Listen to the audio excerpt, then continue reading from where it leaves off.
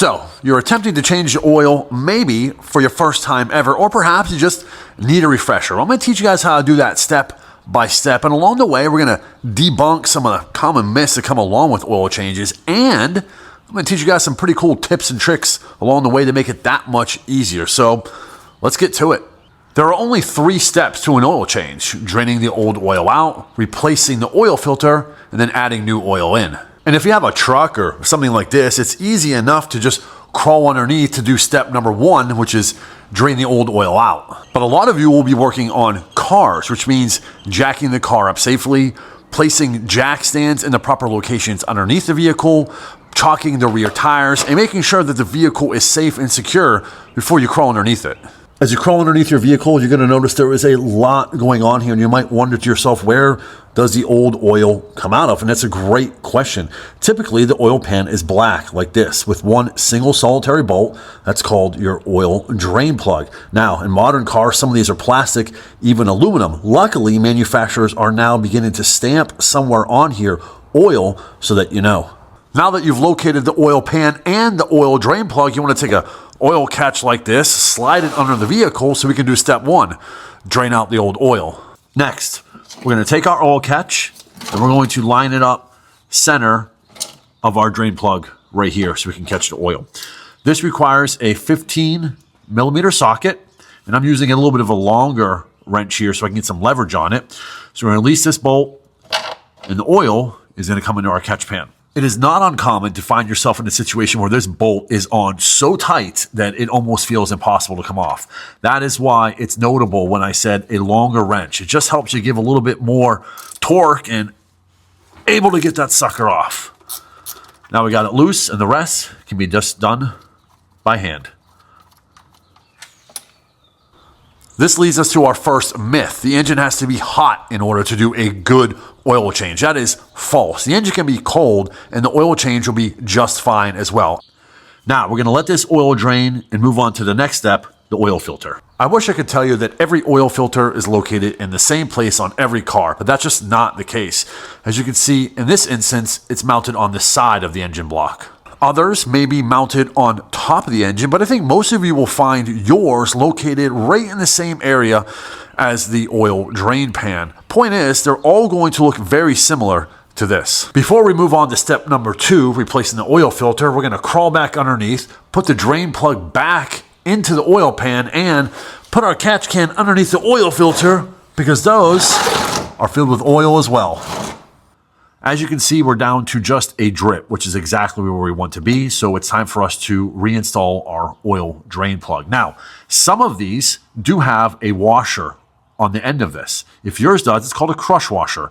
And you want to try to replace that with every oil change. They're not that expensive. Go to any auto parts store and they'll help you out and get one. This one does not come with one, so we don't have to put it on. We're just going to clean this area, reinstall our bolt. Hand tight it first, like that. I'm going to wipe away any oil that's on this pan and on the floor as well, because when we start it, we want to make sure we don't have any leaks. And if there's oil on the floor, we don't know if it's from a new leak or from when we drained the oil. We're going to use the same ratchet to tighten this bolt as we did loosen it. And here's a tip for you. Once you get this tight with the wrench, it's just one little click more. So we tighten it. There, that's tight. Now I'm just going to give it maybe 1/8 of a turn. That's it.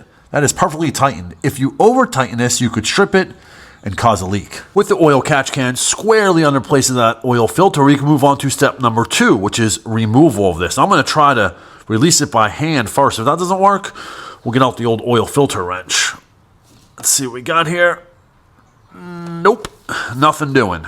So we're going to take our oil filter wrench, which looks like this, to release it. The basic idea and premise of how this works is the oil filter goes through the center of it, and then when you begin to twist it counterclockwise, you see it tightens around the filter, grabs it, and will spin it off. With your oil filter wrench in hand, you just want to slide it over the oil filter like that. And when I grab that handle and I start to pull it counterclockwise, it's going to actually grip onto the filter and tighten around it and help us release it. So I'm going to grip this, and as I start to pull counterclockwise, I can feel now It is slightly starting to grip the oil filter, and now it's grabbed a hold of it, and we can loosen it. From this point, you can just spin it off by hand, and you will have oil leaking from this, no doubt. With the old oil filter removed, it's now time for us to prep the new one before installation. Every new filter is going to have a rubber gasket on the outside, like this. You're going to take a little bit of fresh oil, put it on your finger, and coat that rubber gasket, which is going to help seal it on the engine block. Now, maybe the most widely argued automotive topic of all time, to pre-fill or not pre-fill the oil filter. I always err on the side of caution and pre-fill it because I don't want to have a dry startup after an oil change. However, with this being a horizontally mounted oil filter, it makes that job not possible. Furthermore, there are oil filters that are top mounted like this. Obviously, you can't pre-fill those. Point is, when you're able to pre-fill it because you have a vertically mounted oil filter, do so. Back to the engine to install the new oil filter. But before we do that, there is a critically important step that I must show you guys.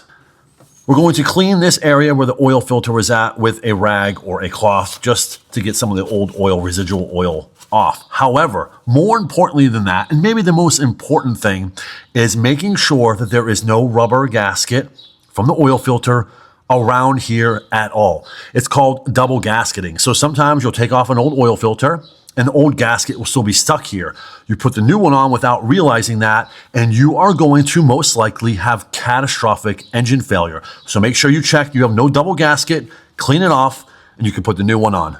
We're going to take our new prepped oil filter and we're gonna just reinstall it in reverse. We took it counterclockwise to get off. We're gonna spin it clockwise to get on. Now make sure that it threads smooth. It should be easy. That means you're not crossing threads, and you're gonna hand tighten it. And once it's hand tight, you want to try to give it one more 3/4 turn. And there you go. We now move on to step 3, adding new oil. But first, you want to find where you put the new oil into. Now, you might see something like this that actually says engine oil on it. But this is just a dipstick. It just measures how much oil is actually in the engine. You want to find the cap, normally on top of the engine, that says engine oil. This is where we're going to add the new stuff. Now, your owner's manual is going to be the best place to find out what type oil you need for your engine and how many quarts. First thing we're going to do is take a paper towel and clean all on the outside of this oil cap. Because if there's any dirt when we take the cap off, we don't want it to fall inside. Next, you're going to remove the cap, put it someplace safe, and take a large, clean funnel like this and stick it right in the hole. This particular engine calls for 6 quarts of 10W30. So let's start adding it. That's 5 quarts and 1 more.